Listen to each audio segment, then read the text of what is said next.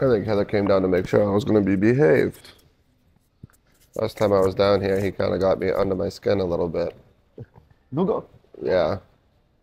how did Nugo get under your skin? I just trolls a little bit, like, a little bit too much. And I take a little bit of trolling, but after a point, it's like, shut the fuck up. Like, some of the trolling gets to be insulting. Okay. It gets to be a little insulting. I feel like he's kind of like looking down on me, Mm. and I don't know. I have my fill of that. I've seen a lot of hot flashes come from that country that you see him good for a year and then you don't see him after like something stupid happens. You know, he throws like losing to Zurab in my face. It's like, motherfucker, Zurab was probably better than you ever were. He was the flagship guy in that country before you came around. You know what I mean? I know what you mean. Yeah, Like yeah, like yeah. getting banged on for losing to He, like a world champion. It's kind of Nugo weird. is a very rare thing from Europe. That's how I see it. Because How's that? he's talking a lot of shit. He's also trying to get under everyone's skin. Like not everyone's, but Petro Martin, he was very confident, and he was like, "I'm going to destroy you. I'm going to do this to you." No one really talks like that from that side. Yeah, yeah. I mean, the trolling, but it's almost like he's doing it in a way where, like, he's sending me pictures of like my first round with Alan Ford, and it's kind of like, yeah, but are you cherry picking or you watch the whole thing? So when people like don't like have context, I understand there's the troll, but at some point in time, I'm like, let's look at the whole picture here. And then if I say something about Petro, he's kind of like, oh well, we can't go there. It's like so, Why can't you it's kind go of like there? you can dish, but you can't take. Why I don't. can't you go there? Well, I Go there. can. I You did. should go there. Like that's exactly what I did. Yeah. Yeah. Fuck that guy. So that's kind of where I was at in the hall lobby. And she's like, Robbie, you can't talk like that here in Dubai. And I was like, all annoyed and shit. I was like, fuck you. You can. It's fine. Yeah, It's fine. I did. It's fine. Yeah, I felt like giving a little slap. I'm like, listen, like the whole conversation you had on WhatsApp was already interesting. Yeah. Sorry, I wasn't part of the podcast. Yeah. And you know how to ask the hard questions and you know how to like dig and stuff. Other than that, it was just basically like us trying to communicate and with a translator and someone to like sort through what the hell was going on. It was weird. Yeah. It was like it was a weird call. You guys, yesterday I saw you measured hands. He has very small hand. Yeah. I think unlocking that will be a key to me doing well. So the reality is I respect the fact that the guy is world level. I know that. And I'm coming into this kind of like on a last minute notice.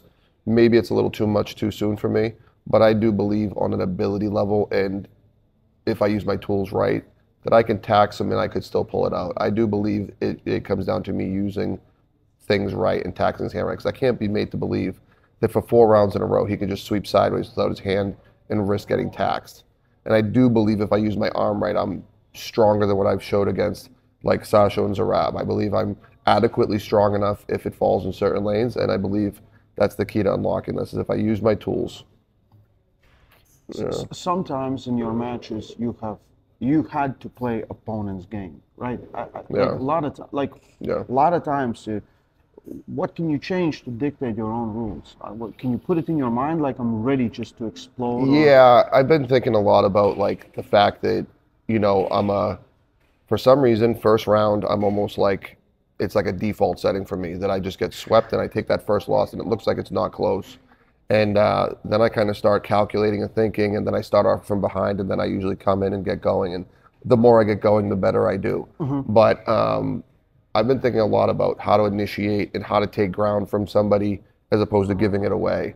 And I think a lot of that's in just setup and initiation and committing. You know what I mean? Instead of playing scared, being the aggressor. I actually just watched a video with you and Giannis where it was kind of like, I think it was like how to deal with somebody with an aggressive attack. And his answer was attack. Attack. Yeah, so if you're attacking the attacker, they're now off balance. And for some reason, that simple little ideology, kind of like the martial arts thing, your best offense is a good defense, your best defense is a good offense. Like you could throw a really heavy attacker off their game by attacking them. And I think if I set up just as, like he sets up kind of like with the Travis Bajan high knuckle. So he's kind of like with that short arm, he's always getting that post and his hand through on somebody. Yeah. I'm thinking if I can do the same with him, he's not going to really be able to prevent my wrist curl. And how it goes from there, whether we hook and whatnot, You know, some simple things. Like I think if I back drag with him, it's going to be trouble because he's going to have that hard sweep, right? Yeah. So if I keep my elbow high and kind of like punch with him, I think he's going to either fall lower on my wrist or fall into a hook like he did with Petro. And then it's going to come down to, am I up to snuff to deal with it from there? Yeah. You know, and I think even if he beats me 2 or 3, you're going to get taxed with me from a good posted like rolling position at some point in time. I mean, I don't think it'll be a 4-0 sweep even if he beats me. Who knows? Is he that good? Am I that bad? I don't fucking know. But I think that if I can execute my plan, I can't see him running it over. It's just execution, right? Sometimes we fall back to default settings of bad habits and what we trained in training. So it's hard. In my training, I don't really train aggressively, so I'm very much like catcher holder. So I'm trying to tell myself to do something in real time when my body wants to be slow. You got a lot of good things there. I think it's, you know, there's defense arm wrestlers, right? The worst thing you can do with them is fall into defense. Right. Because if you try to take them, they kind of fall off their game, right? A lot of styles demand attacking from the opponent, right? Yeah, it will be an interesting puzzle, but I would love to see you just from the go. Like, I don't know, Yeah. do you need to warm up more? Do you need, like, whatever? Yeah. But just from the go, just like, okay, like, I will be the aggressor. That's what I'm going to try, at the very least, to not be comfortable with giving center line ground and letting him fall into a lane. You know, like Travis Bajent. I love his idea of, I don't have to be comfortable. I just care that you're not comfortable. Like, and he'll sort that out. That's a really good theory, right? Because if like you're sitting there and you're like, well, let's go, and the other guy's like, yeah, let's go. Like he's got what he wants too. So if I can just fall outside my box enough to just take something away, so it's not just like free, like letting somebody run with me for free.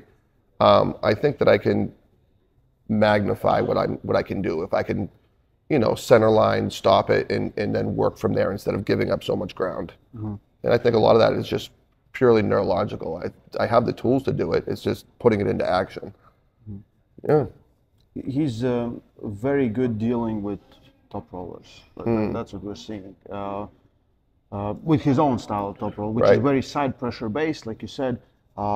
Is top roll something? Sorry, not top rollers, hook pullers. He's good. Like with Krasi, he stopped Krasi. With Petro, he kind of got sucked into hook. But isn't Petro like a person who historically the weird thing with him pulling Petro for me is because I've been a fan of Petro, and Petro and myself have been compared because, you know, big dominant hand. Yeah. And I've watched Petro's workout stuff, and I'm a fan of the guy, and he disappeared for a while, but Petro would beat everybody through the hand. Like it seemed like in the past he top rolled everybody and he hand dominated them. And the people who beat him were hookers. And when he pulled Nugo, he beat him with hooking him. Yeah. Oh, that's true. Once he hooked him. That's true. Yeah. But I saw almost like once he stopped dragging back and he kind of like set up forward and kind of like just let it fall there. And it looked like Nugo started to get fatigued with that shutdown of pronation and hand. And I think part of that is kind of like setting up far through. You know, I heard you talking a little bit to Leonidas about how strong guys with strong hands tend to like really grip people and grab people. I overheard that conversation. And for a long time, because I came from a grip strength guy, I really feel like I made it harder on myself with like really hanging on to people. Yes. And I realized even just with the setup, when you watch how Travis talks about the false grip, gymnastics, kind of setting up with like a false grip, the wrist curl is almost like, it's just like almost like sliding your hand around them. Sliding. It's, cupping is for me sliding motion. Containing and sliding. Yeah, you kind of almost like punch a little bit, right? Punch a little bit, yeah. So it's never like, it's never this. It's never this. So for me forever, it's been that because I've been reliant on my wrist strength. And it's worked, but has it worked optimally? I don't think so. There's a reason why guys who like are efficient pullers in Europe or that are just great hookers can always sink their hook for some reason. Yeah. They always sink it. And I've always been like, that guy's wrist on a wrist strength level I know is not twice as strong as mine. But they always just sink it. With Krasi, I watched that match. Now, arguably, it's not to knock Nugo, but is Krasi where he was back in the days when he was catching Arsen Liliev? I don't think so. But also, like, it's kind of like a lot of ground to give to kind of like scoop at somebody from here. So I don't know. Like I said, I'm not going to know the level unless I test it, right? We can all speculate. The problem with the internet is everyone's a genius and everybody knows everything. And for us, speculation only goes so far. Could I be at that very elite world level right now? Or do I need to go back to the drawing board for 6 months? Or is it just a stylistic thing that me and him match up and it's weird and, you know, maybe I'm there, but he just has something weird? Top rolling, everybody puts a lot of value in long arms. Long arm, long arm, long arm. Yeah. They don't realize when you're setting up with a guy that's got a short arm, he's already like posted and through. Yeah. You know, do you watch Daniel Prokopchuk's videos?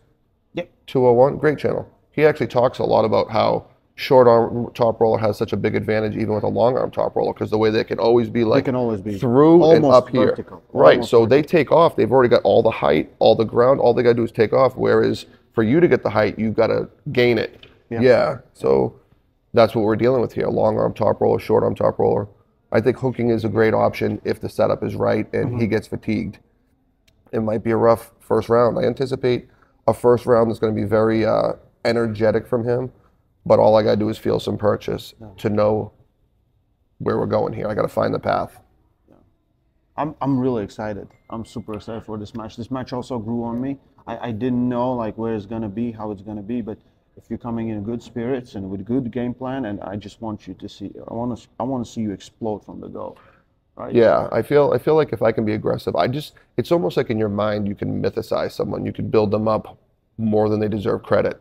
I remember the first time I broke into like the super heavyweights and I pulled somebody like Marcio or even like Ron or John. Like I would set up with them in a way anticipating to get my arm broken if I met them.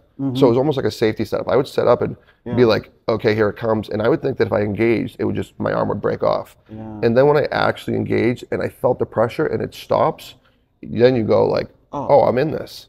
Like I can match this. Like I'm not totally outmanned. So I guess when you hear from Georgia, he's been killing everybody. You watch him, the way he beat Krasi, like how much respect I have for Krasi and stuff like that. I mean, it's easy to be like talk yourself negatively into not engaging. So for me, there's gonna be like an emotional safety switch there that I've got to kind of like unlock to engage. Because I feel like even through the chest and shoulders, I have a lot more side pressure than I let on to because I play it safe for those reasons. I don't know. I'm a fucking head case. What do you want to do, man? Like, this is part of me competing more is like learning. There is an evolution to me still. I've been 20 years in the sport. It doesn't mean I've been doing it right for 20 years. So I think with just like neural drive and arm wrestling right, there's another like level I can get to with just doing things better. So that's part of this game, right? Is have all the strength in the world. And that's what we're seeing with a lot of these powerlifters and bodybuilders and stuff. But if you don't know how to apply it optimally, you're not going to have the success that you could or should have. And I feel like I fall into that boat sometimes. Well, there's always like, you're a strength guy or technique guy, right? One part will always be dominant, and that second part you can always improve. Right. I feel like, it's hard to get strong, but being able to apply it just comes down to, repetition, mind, brain. You can have a day where you just go up there firing, everything's firing perfect, and you're hitting all cylinders and you have a great performance. And that's what I'm hoping for. I think if I catch them off guard with aggression and the right angles, that I could surprise people. Because I know that I'm supposed to be like a little bit of an underdog. I heard arm bets was a shutout stake. I gotta admit, that hurt my feelings a little bit. Gotta admit. We'll get Devon downstairs and sort it out. Yeah. RVJ Nugo this Saturday, tomorrow, 28th of September, live on Core Sports, King of Table 12. Don't miss it. Link is in description. RVJ.